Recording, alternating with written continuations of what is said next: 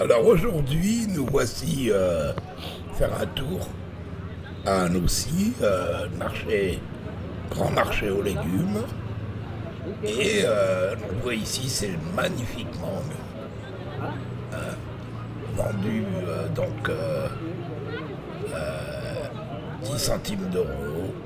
Alors j'ai insisté pour la comparaison des prix, parce que quand même, franchement, je m'interroge et c'est presque un coup de gueule hein, de voir qu'un fruit vendu au détail peut être revendu là-bas à l'autre bout, c'est vrai, de la terre, 10 000 km en métropole française, à 20 fois, 30 fois, et voire plus.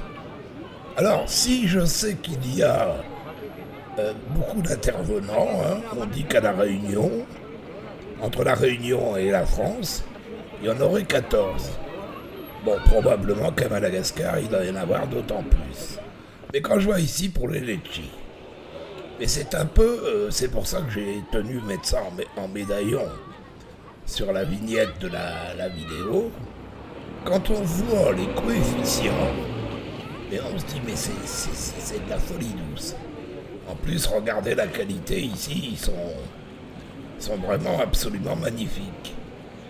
Mais quand on voit les coefficients, mais c'est lamentable, ça devient fou. Hein là, ces gens consomment ces litchis à des prix, même s'ils ne gagnent pas bien leur vie, à savoir que 58 euros, c'est le salaire minimum à Madagascar. Quand même, ici même tout près à La Réunion, vous voyez, 6 euros le kilo, et en métropole, 40 euros. Ça s'est vu, hein.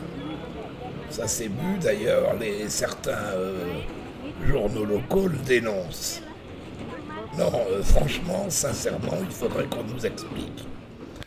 Là, pareil pour les bananes, hein.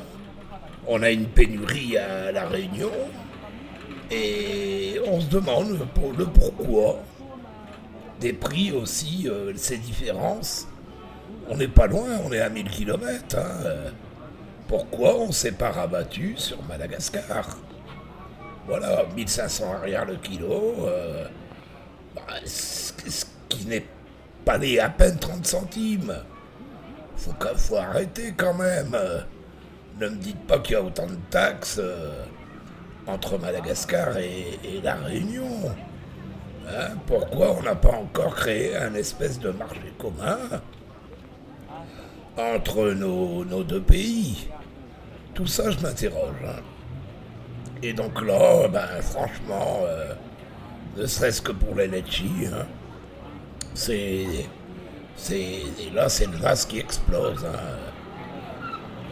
Bon, il est vrai que, vous voyez, les fruits, ici, surtout pour les bananes, ont des petites taches par-ci par-là, mais bon, à savoir que le cultivateur, il n'a pas les moyens d'acheter tous ces produits de merde qui ont fait mourir la banane entière, par exemple.